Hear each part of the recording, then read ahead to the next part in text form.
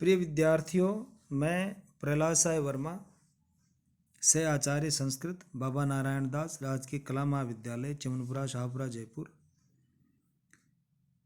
MA final Sanskrit के चतुर्थ प्रश्न पत्र में हम कारक प्रकरण का अध्ययन कर रहे थे, जिसमें नमः स्वस्ति स्वाहा स्वधा अलम वसट योगाच सूत्र हमने पढ़ लिया है, जो कि चतुर्थी विभक्ति के अंतर्गत आता है। अब इससे आगे हम आज इस वीडियो में पढ़ने जा रहे हैं मन्य कर्मण्यानादरे विभाषा अप्राणीषु, अर्थात अनादर प्रकट करने में मन धातु जो कि दिवादी के अंतर्गत आती है, उस धातु के कर्म में यदि वह प्राणी न हो तो विकल्प से चतुर्थी विभक्ति होती है, पक्ष में द्वितीया ही रहती है। पक्ष में द्वितीया ही रहती है। न त्वाम तृणम मन्ये तृणाय वा, मैं तुम्हें तिनके के तुल्य भी नहीं समझता। या उपर्युक्त नियम से तृण शब्द से विकल्प से चतुर्थी विभक्ति होती है, पक्ष में कर्म में द्वितीया ही होती है। शनेति, शन से निर्देश करने के कारण यहाँ दिवादी गण की जो मन धातु है उस धातु को लिया गया है, अतः तनादि गण की मन धातु के योग में चतुर्थी नहीं होती है। न त्वाम तृणम मन्वेहम। अप्राणीषु इति वा, वार्तिककार का कथन है कि सूत्र में अप्राणीषु शब्द को हटाकर उसके स्थान में नव, ये वार्तिक जो दिया हुआ है, नौका कान्न शुक श्रृगाल वर्जेसु इति वाच्यम। तो वार्तिककार का कथन है कि सूत्र में से अप्राणीषु शब्द को हटाकर उसके स्थान में नव, काक, अन्न, शुक, श्रृगाल इनको छोड़कर ऐसा कहना चाहिए। इसका फल होता है कि यानी प्राणियों में इनको छोड़कर अन्य प्राणी अगर हो तो उसमें चतुर्थी नहीं होगी, बाकी अगर ये वाले शब्द अगर रहते हैं, ये वाले प्राणी रहते हैं तो चतुर्थी विभक्ति हो जाएगी। जैसे न त्वाम नावम मन्ये, तुझे नाव नहीं समझता, या अप्राणी नाव होने के कारण सूत्र के अनुसार नव से चतुर्थी प्राप्त होती है किंतु इष्ट नहीं है। वार्तिक में नव को वर्जित करने से चतुर्थी नहीं होती। न त्वाम शुने मन्ये, तुझे कुत्ता भी नहीं समझता, यहाँ श्वन कुत्ता प्राणी है, अतएव सूत्र के अनुसार चतुर्थी प्राप्त नहीं। अप्राणीषु किंतु चतुर्थी इष्ट है, वार्तिक में श्वन को वर्जित नहीं किया गया, अतः वार्तिक के अनुसार सुने में प्राणी होते हुए भी चतुर्थी विभक्ति हो जाती है।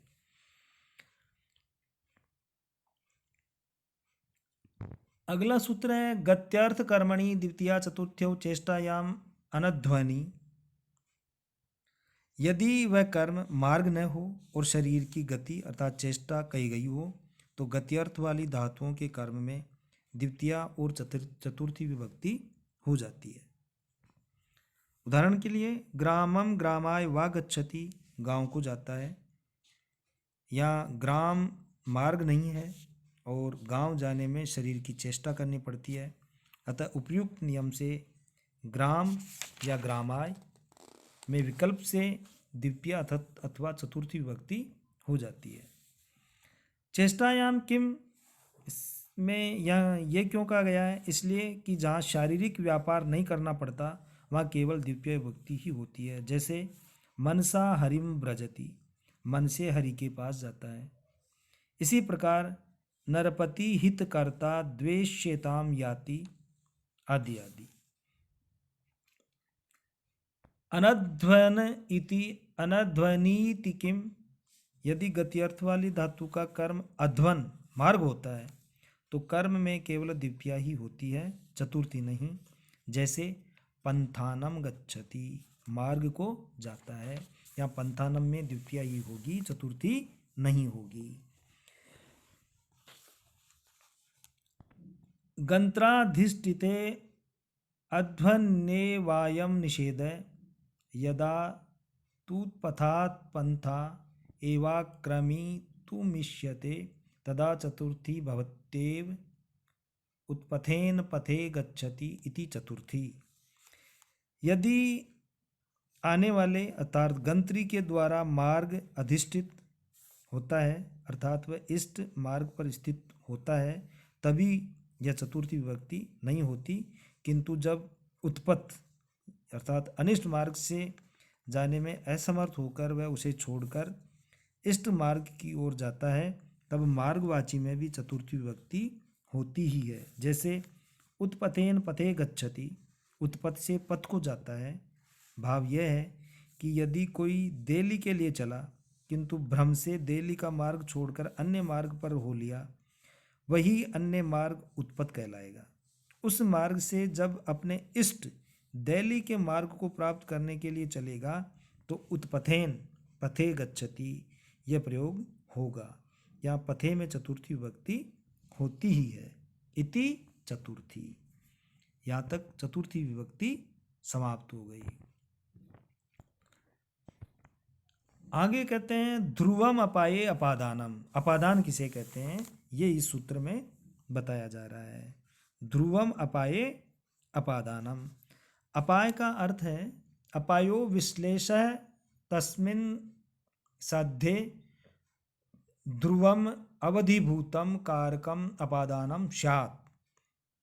अपाय का अर्थ है विश्लेष अर्थात अलग होना।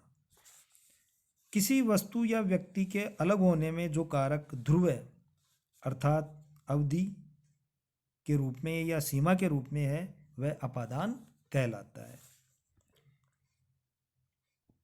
और अपादाने पंचमी, अपादान कारक में पंचमी विभक्ति होती है। ग्रामाद आयाति, गांव से आता है। कहाँ से आता है? गांव से।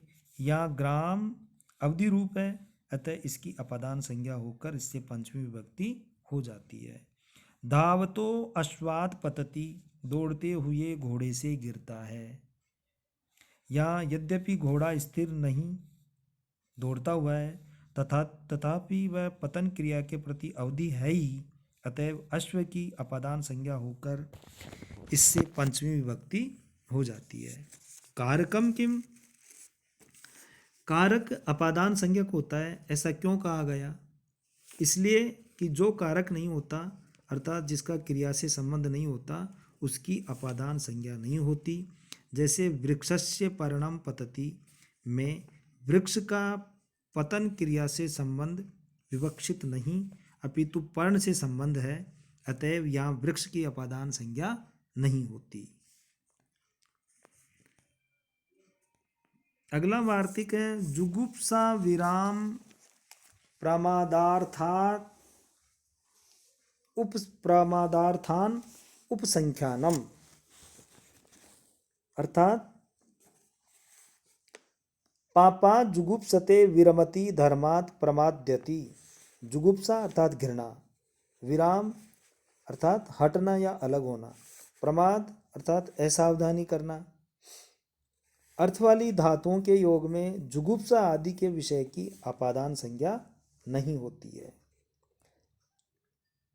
उदाहरण के लिए पापात जुगुप्सते, पाप से घृणा करता है।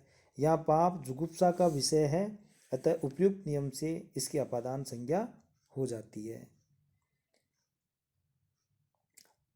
और अपादान में पंचमी विभक्ति होती है। इसी प्रकार पापात विरमति, पाप से बचता है। धर्मात् प्रमाद्यति, धर्म से प्रमाद करता है आदि।